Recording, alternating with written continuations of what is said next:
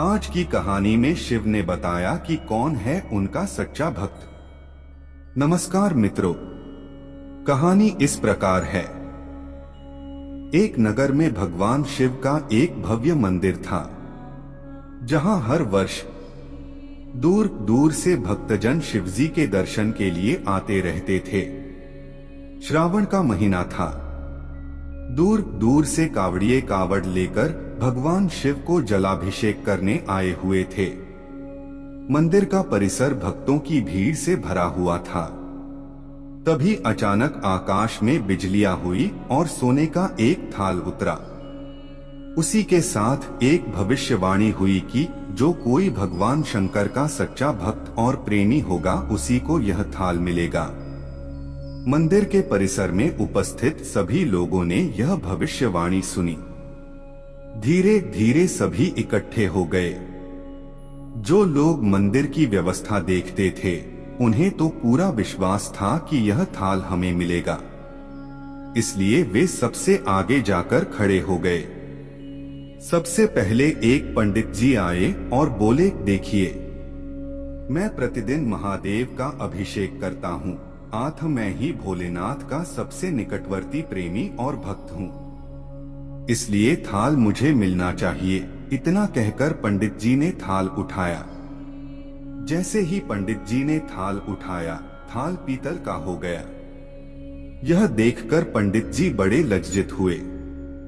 उन्होंने थाल यथास्थान पर रखा और वहां से निकल गए। इसी प्रकार वहां उपस्थित सभी पंडितों ने खुद को आजमाया, लेकिन शायद उनमें से कोई भी सच्चा भक्त नहीं था। उन्हें भी थाल यथास्थान पर रखकर चले जाना पड़ा। इसके बाद उस नगर के राजा का आगमन हुआ। राजा साहब आगे आए और बोले, मैंने महादेव के मंदिर में बड़ी भारी दान दक्षिणा दी है, इसलिए यह थाल मुझे मिलना चाहिए। इतना कहकर राजा साहब आगे बढ़े और थाल उठाया। जैसे ही राजा ने थाल उठाया, थाल तांबे का हो गया। यह देखकर महाराज भी लज्जित हुए और थाल यथास्थान रखकर एक तरफ खड़े हो गए। इसके बाद इसी तरह एक से बढ़कर एक दानी, महात्मा और भक्त पधारे और थाल उठाया, लेकिन किसी के हाथ में कुछ और किसी के हाथ में कुछ हो गया, लेकिन सोने का नहीं रहा।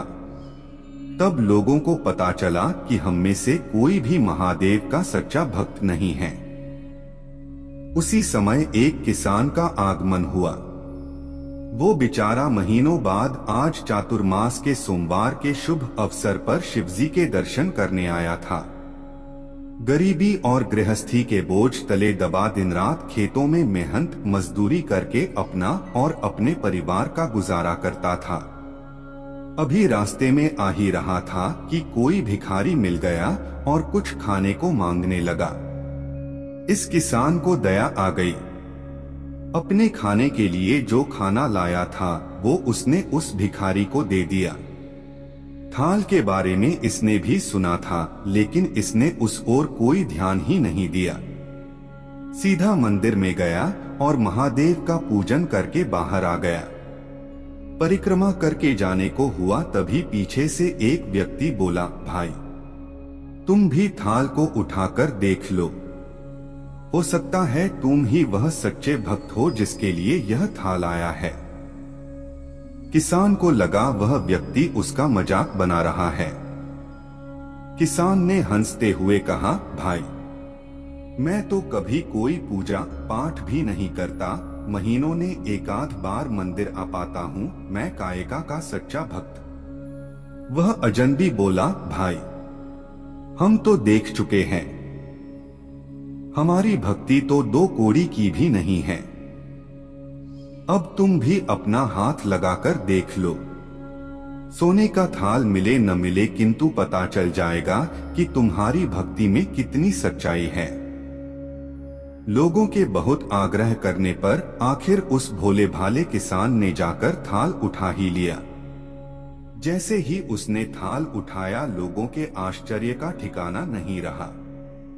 सोने का थाल रोशनी से चमचमाने लगा।